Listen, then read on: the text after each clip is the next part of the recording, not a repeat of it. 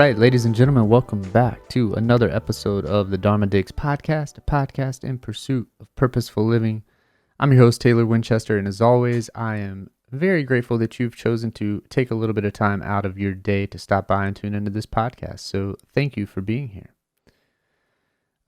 First things I'll start off with, as always, I'd like to shout out Leo Solis for lending me his wonderful and beautiful music to use as the theme music for this podcast. So thanks, Leo. Appreciate you, brother. And secondly, I would say if you haven't already, please tap that subscribe button. If you're watching this on YouTube, give me a like below, hit that subscribe. If you're listening on whatever podcast platforms, I'd very much appreciate and would be grateful if you would be willing to leave a review and or subscribe on whatever platform you're listening. So thank you for being here and thank you for the support. Today is another solo dig episode, and I am a little late in getting this one put together. Unfortunate news in the family this week as we lost a dear one to us. My grandmother passed away, so I'm going to dedicate this episode to her. I attempted to record this yesterday, but I just couldn't pull it all together. My mind was elsewhere, and I know that she's with us here in spirit, and her soul is abound, so... Today I want to talk a little bit about the question that we all tend to ask ourselves at some point in time in our lives, and maybe not often enough. And that question is, who am I? I don't know if you've taken the time to ask yourself or really contemplated this question more frequently and in more depth or detail than maybe you would have years ago. But recent for me, as a part of this meditation training that I'm going through, it's something that is asked every time we meditate, but also is something that I really have thought about more frequently and in more detail. And I ask that question, and I think this question gets brought up because we sometimes gloss over or tend to think that it's too deep of a subject or too challenging of a subject to really comprehend who we really are at our core. And, I'm not talking about kind of the objective reality of what our day-to-day is or what our profession is, our career is, but really more like legit, if you get down deep within, who are you? Why are you here? Why are you in this life form? And why are we all these miracles that have been incarnated into this experience? Why? And who are we? And how does that relate to everything else? And, if you stop and think a little bit about trying to describe yourself or define yourself, how can you do that? And how do you do that without relating it to something else? I think about when we think about our body parts or our organs, our heart, our kidneys, our lungs, our legs, our feet, our toes, those things are very real and objectively definable. But when you try to place a definitive value on the I, how do you do that? Because when you separate all of those other things, there is no one being or thing that is an I. It's this consciousness that gives us the definition of self. And I was listening to, as I often do, many lectures from Ram Dass and stumbled into listening to some Alan Watts as well. And, he talked about comparing us as beings in some ways to the waves of the ocean. And it really made me stop and think, and I'll share it with you. If you relate yourself into maybe your siblings or your friends or your families, think about all of these people around you. They go about their day doing their things, all working as a part of this universe as a whole. Just as the waves, as they move in and out, and you have a wave over here and a wave over there, it's all of these waves make up and are a part of the ocean. And it was a very interesting analogy to me because as the self, as we try to define ourselves, we typically do that in comparison to others, and we separate ourselves.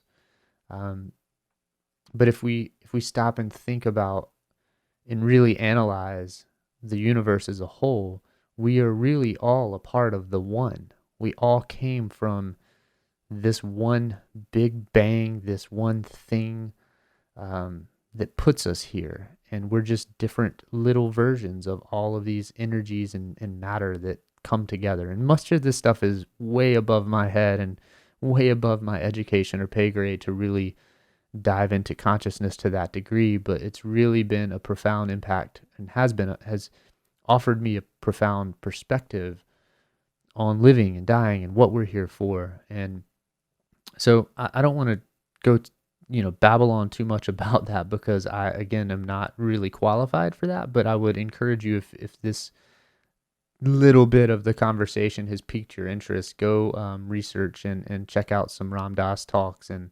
specifically on life and death, and also with Alan Watts on consciousness. There's a great episode of Ram Dass's recent podcast called Here and Now that features snippets or segments of different lectures that each of them gave, and it kind of goes back and forth. And Alan's son's on there, and it was awesome. It really gave me more insight into Alan Watts and some of the work he did. So I've gone down that rabbit hole myself now, and there's a ton of info and lectures and recordings of Alan Watts stuff on YouTube as well.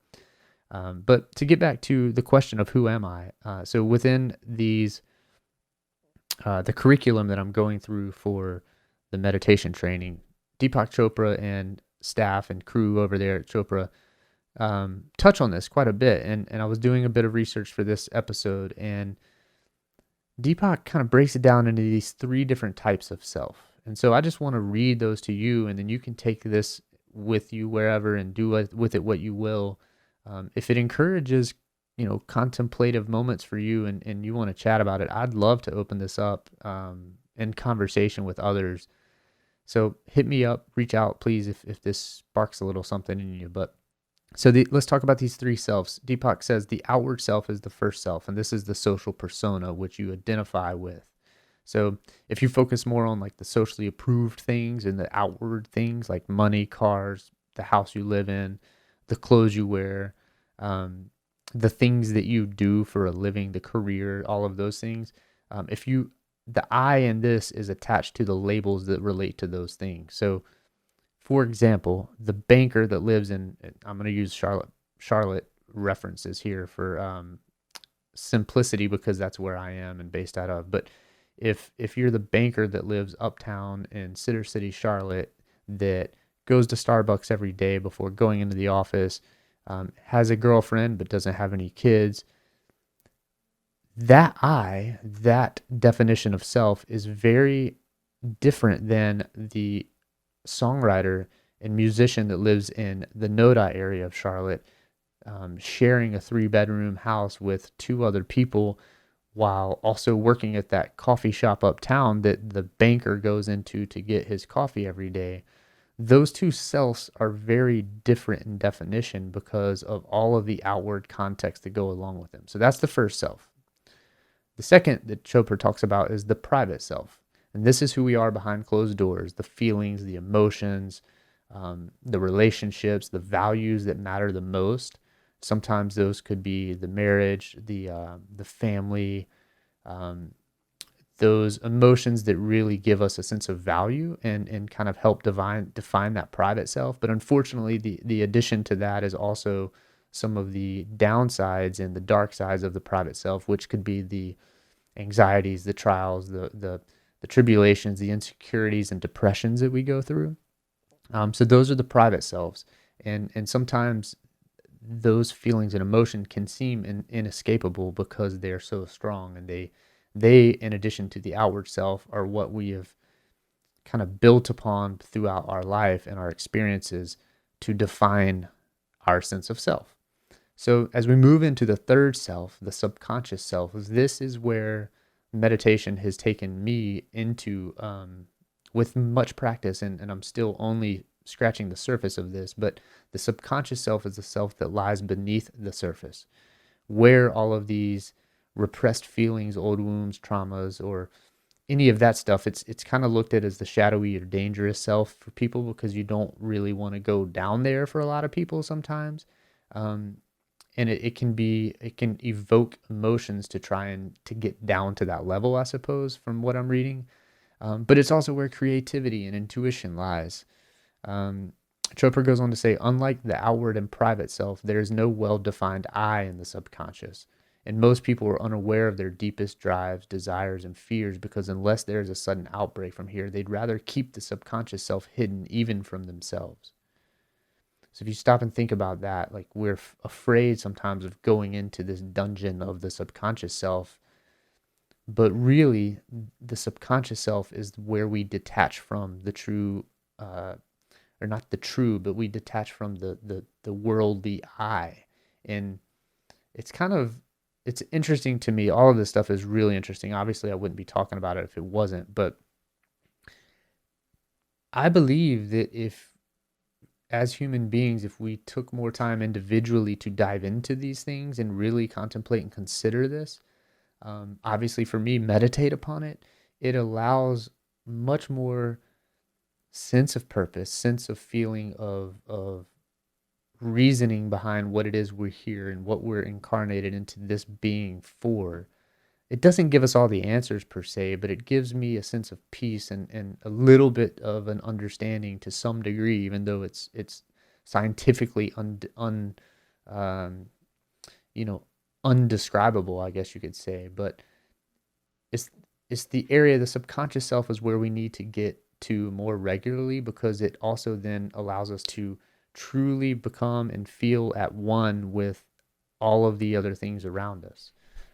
All of the other things meaning not just physical things, but more specifically with relations to beings, and how there isn't really a difference in color, skin, or skin color, or religion, or all of these things. So I don't want to digress too much into that, but so you have the three selves. You have the outward self, the private self, and then the subconscious self. And I would challenge you to think about these concepts and maybe do some research. I'll share the links, of course, to some of the accessible articles that you can read. I can't share all of the training, the curriculum stuff that I'm going through, of course. But um, Chopra goes on to say, the I you identify with is like a magnifying glass gathering the sun's rays to a point. So try to envision that, like you have a magnifying glass and the sun's coming down through it, and it's, you're holding it over your head, and it's basically like coming all into this one little thing, this one beam of light. Your eye interprets every experience and makes it personal. I is a bundle of hopes, fears, wishes, and dreams. I harbors memories no one else has, and in the compartments of memories are stored habits, beliefs, old traumas, and past conditioning. This multiplicity is bewildering, which is why the teaching of know thyself is actually the point of being alive. Until you know where I came from, you cannot discover who you really are. To me, that, I mean, it's just, it's profound, and if it's very timely as well, in the sense of losing my grandmother, because it gives me a little sense of peace knowing that A, she's not feeling this pain and suffering that she was in her physical form. And I truly believe that I can only imagine that the process of dying, being as fearful and scary as it is for us in this form, is a liberation of sorts from all of the other contexts that we have as physical forms. So I'll leave you with this quote, another Chopra quote, and he says, only by walking the path of self-liberation is it possible to discover, once and for all, what is real and what is an illusion. The path of self-liberation is it possible to discover, once and for all, what is real and what is an illusion. Only you can self-liberate. Only you can work on you and peel back those layers of all of these experiences and habits that have been formed to find yourself and find and discover who, really not even discover, it's rediscover, as they say in the Eastern world. We're remembering. Another way to leave you with this is, I know I've thought about this, I'm sure you have as well, the fear of dying. So how many times have you, or have you thought about when you're going to sleep, or maybe you pray at night and you say the Lord's Prayer? I think it's the Lord's Prayer that um, basically it says, if I should die before I wake.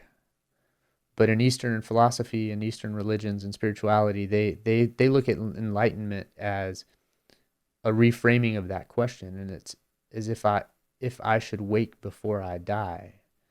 And that is a mind-boggling concept for one, but the more you think about that, the more you kind of dive into that fear of death and maybe going to sleep and not waking up. Have you ever stopped and thought about waking up for the first time? Being born? You didn't go to sleep before, so what was it like before?